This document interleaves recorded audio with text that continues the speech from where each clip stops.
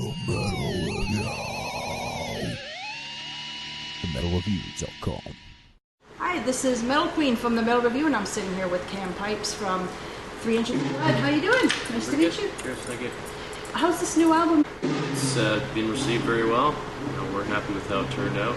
Everyone feels good about it, and fans are responding. Couldn't be happier. That's great. There are some songs on there that I've noticed that have a military influence, like Storming Juno. It's odd to see songs out of that subject matter in more than one track, unless you're doing a concept album. What has inspired you to do this, to touch on that? Well, Storming Juno it's a historical reference, D-Day, Canada's contribution to it. This was an important point in Canadian history. Right.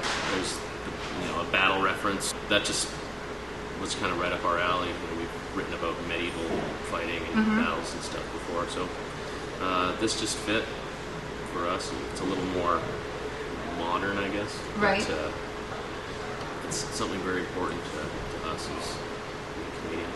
Right. Do you feel that this album has been received well, that it's your best one? Because it does have this very old school feel to it that is very appealing to a lot of the older generation of metal fans. Yeah, we just write what we feel, and we like how it sounds. But yeah, there's definitely something a little bit different and tangible that you can't really put your finger on.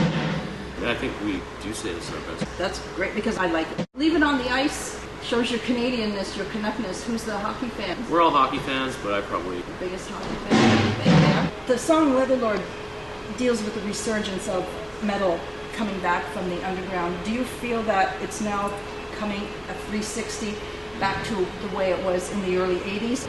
Well, certainly in North America, I feel like the more traditional metal styles are coming back to more prominence, but they're still having difficulty with fighting against the trends of the swoop hair emo poser metal.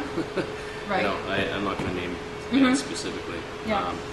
But in Europe, for example, while some of the trendy stuff from here might be popular there, all the greats and all the bands that are kind of influenced by them are still very popular, and they typically still chart in their home countries very well. So I think as the Western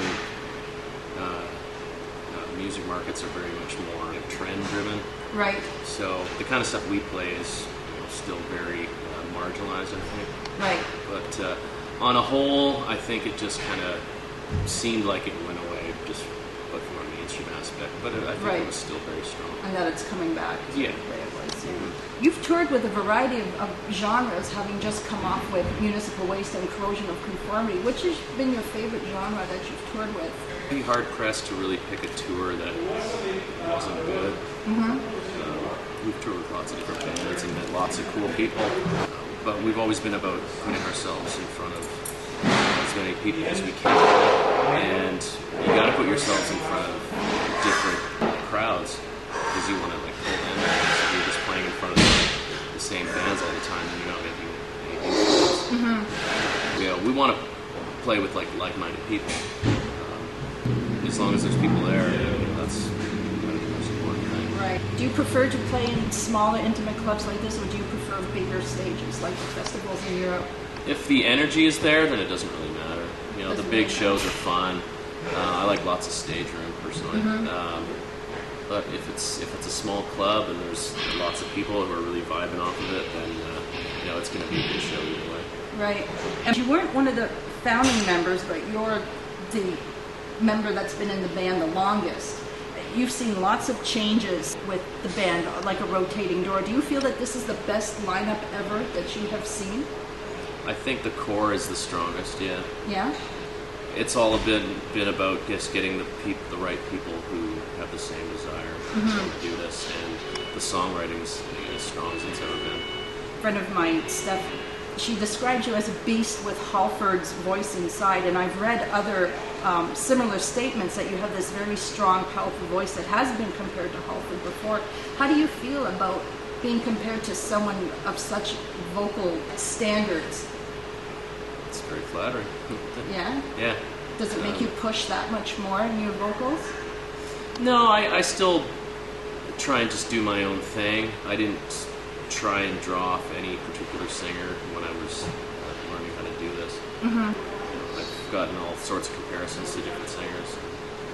Mostly very good. So That's great. I know a lot of the singers I get compared to, I always admire. So That's great. it's fine with me. Great. Well, thank you very much for your Yeah, time, no worries. Ken. It's nice to meet you. Cheers. And this is Metal Queen signing off for the Metal Review.